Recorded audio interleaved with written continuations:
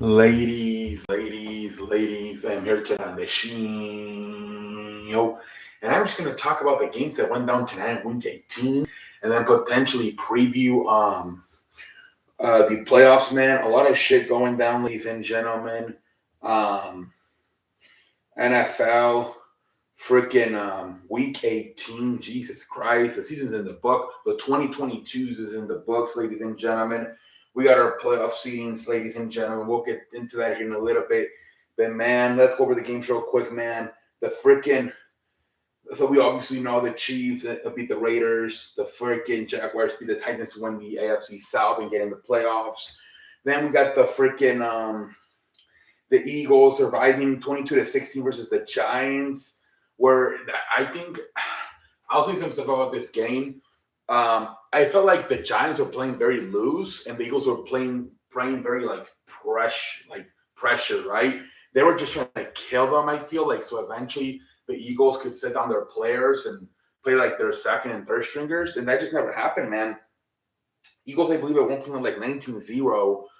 And then they only won 22-16, man. It seemed like the more they try to deliver the ass whooping, the shorter the lead got. At the end, man, it came down to a freaking Philadelphia having to recover and or the Giants kicking an onside kick and Philadelphia trying to stop them from recovering it, man. It got ugly there for a little bit.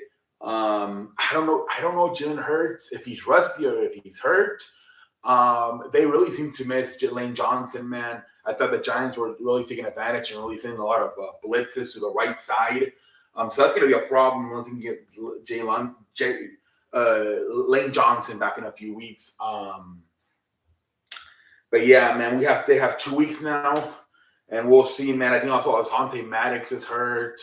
I think they got Gardner Johnson back, so they just got to get Asante Maddox and Lane Johnson back, and they should at least be healthy. But yeah, man, I don't know about them. I'm leaning towards San Francisco coming out of the NFC, but we'll see what happens.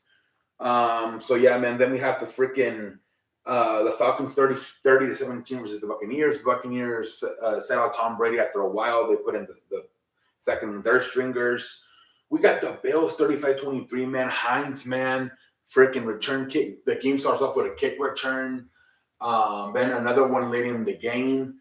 Freaking that really was big for the Bills as they won this game 35-23. I believe they clinched the second spot in the AFC. Congratulations to the Buffalo Bills, man.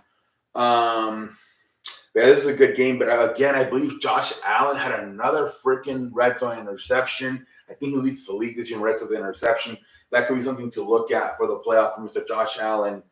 The Vikings beat the Bears 29-13. Both teams kind of gave up on this game. Vikings trying to get their players healthy for the playoffs. Bears trying to make sure they clinch that number one draft pick. So both teams sort of gave up for completely different reasons. Bengals beat the Ravens 27-16. Ravens down to their third string running quarterback, Anthony Brown. Jesus Christ. They actually make the playoffs, man. We have like 3 teams on third string quarterbacks in the playoffs. Miami with Skylar Thompson, San Francisco with Brock Purdy, and freaking potentially Baltimore with Anthony Brown. Jesus Christ, man. Texans, man, at the end when a Hail Mary 32-31 after the game, Lovie Smith gets fired and they lose their first round pick, which I think it's fine because I think Chicago does not need a quarterback. So I still think they're going to have, unless Indianapolis were to trade up or somebody like that, the Raiders. I mean, it is kind of shitty ass situation. And I mean, a lot of people are saying that Lovie Smith did it on purpose because he knew he was going to get fired. And he's like, okay, here you go, motherfuckers. There goes your first round pick.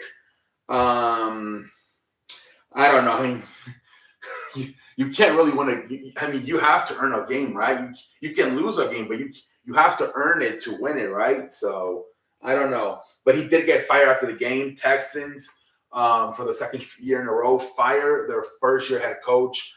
Last year, David Cooley first year was fired, and this year, Lovie Smith first year was fired. So the Texans really got to make sure they get a good coaching hiring for 2023, man. It's embarrassing. I would go young in offense, assuming you're going to draft either C.J. Stroud or Bryce Young. You gotta give me like a young coach that's an offensive minded coach to try to develop the young quarterback that comes in. Dolphins beat the Jets, ugly game, 11-6. Third string quarterback. I'm kind of disappointed a little bit in Joe Flacco and the Jets defense losing this game to the third string quarterback Kyler Thompson. Kind of a pendejo face by the Jets to finish their season. But hey, the Dolphins survive. Some people believe that Mike Daniels saved his job by winning this game. There were some talks that he could get fired if the team lost today and missed out on the playoffs. Panthers, Saints, this game didn't really matter. Panthers win it 10-7. Steelers, man, fucking finished the season over 500, 9-8. Mike Tomlin's a freaking winner. They do miss the playoffs, though, as they needed both New England and Miami to lose. That did not happen as Miami beat Baltimore. But they finished on a great note, 28-14. And let's see what happens in the future with Kenny Pickett, man.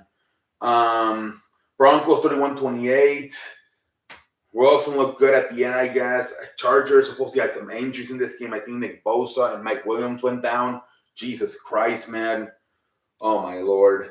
49ers 38-13. They clinched the number 2 seed. They needed Philadelphia to lose, but that did not happen. So they stay at 2. Seattle in overtime, probably one of the most entertaining games of the day, man. Seattle 19-16 overtime, kicking the field goal, man. What a game this was, man. Potentially, possibly Sean McVay's final game as a Rams head coach. And there's a lot of talk that he might retire and he could replace, as Sean Payton gets into coaching again, Sean McVay could potentially replace Sean Payton as a studio job at Fox. So something to keep a look at. Commanders beat the Cowboys 26-6. I don't know what the hell happened. I feel like the Cowboys were not into this game. I felt when they found out that the Giants were not playing their starters, I think they got deflated and they really didn't care about this game because this was kind of an ass whooping low key. Prescott at one point threw a pick 6. But yeah, I don't know about the Cowboys, man. I do have a little chicken nugget about them later on in the show. Something that a very familiar person with the Cowboys said. So stick around for that. And then at the end, man, the fucking Lions upset the Packers 20-16. This could have been a playing game if the Rams would have beaten the Seahawks. If Detroit would have won this game, they would have gotten in. But because it did not happen, Detroit was eliminated. But because the Packers lost, the Packers had to want to win this. But since they lost, the Packers are eliminated, and now Seattle is in. So Seattle gets that final spot. Packers are going home. Here we go with all the chat about Aaron Rodgers potentially his final game as a Green Bay Packer. Somebody asked him for his jersey after the game, and he said, "I'm going to keep this one, pal."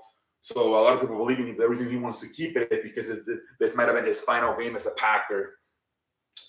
Something to keep an eye. They just didn't have that killer mentality, man. When it was like freaking 9-3 and Detroit missed the field goal in the second quarter, they should have fucking gone for a touchdown and taken a freaking 16-3 lead. And maybe that would have done it. I don't know. But they kept a minute, man. They went into halftime 9-6.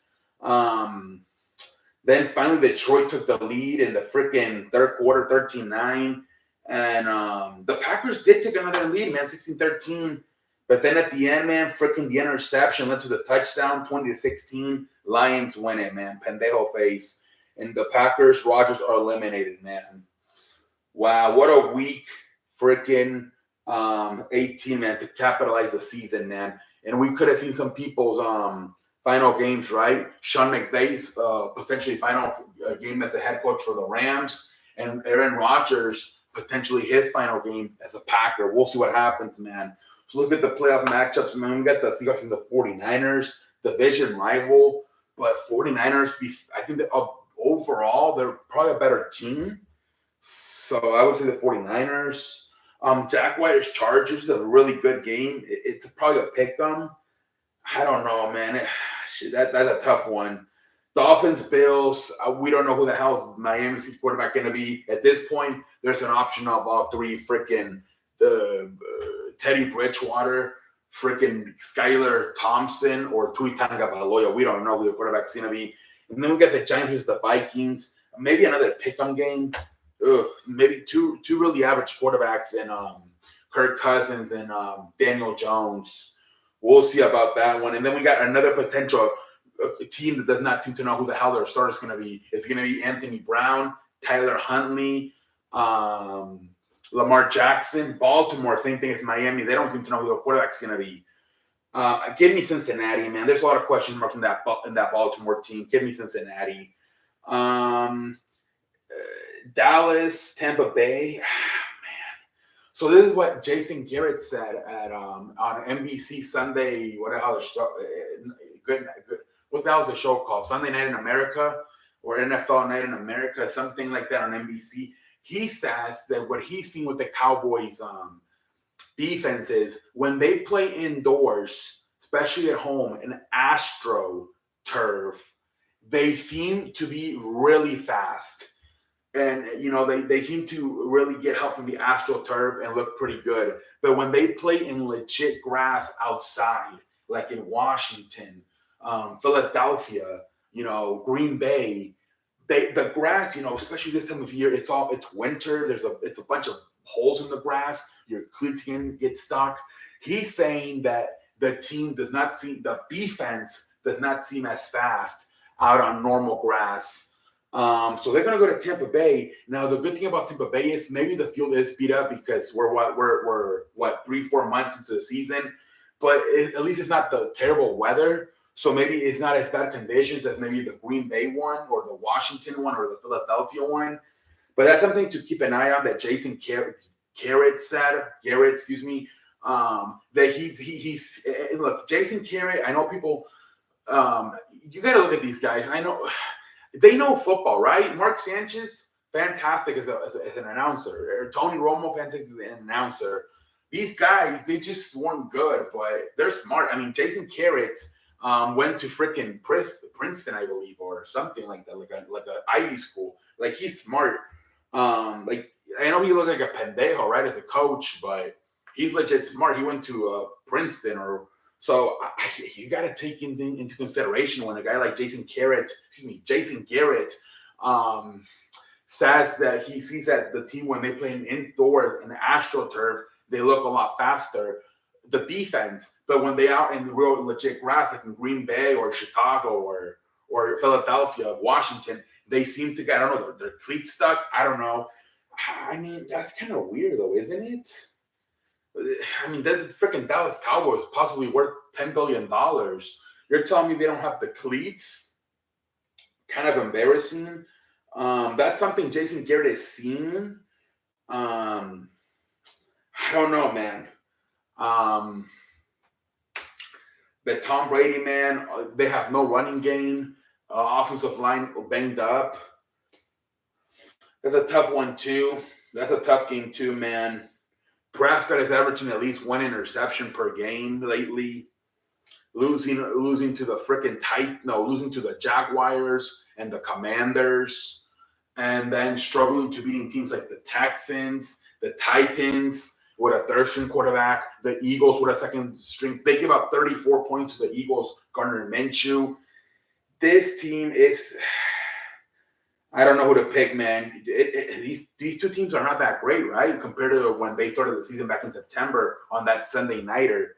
Both teams kind of disappointed, right? But still find a way to made it to the playoffs. But I don't know. That's another tough game, man. But late in the game, close game, who do you trust to make a play? Tom Brady or Dak Prescott? Obviously, Tom Brady. So that might be your answer right there in the Buccaneers. But we'll see what the hell happens, ladies and gentlemen. Let's see what happens, man. Expect a lot of head coaching hirings now in the next few weeks. This is the month where a lot of coaches get hired. Denver seems to be swinging really big, whether it's for Sean Payton or Jim Harbaugh. And then I'm going to talk about this in the future more as the week goes on. But my good friend that I collab with on his channel, Larry Memorabilia, he is doing an award that he's going to have a pick for all, 6 games during this weekend for the playoffs. for the first round.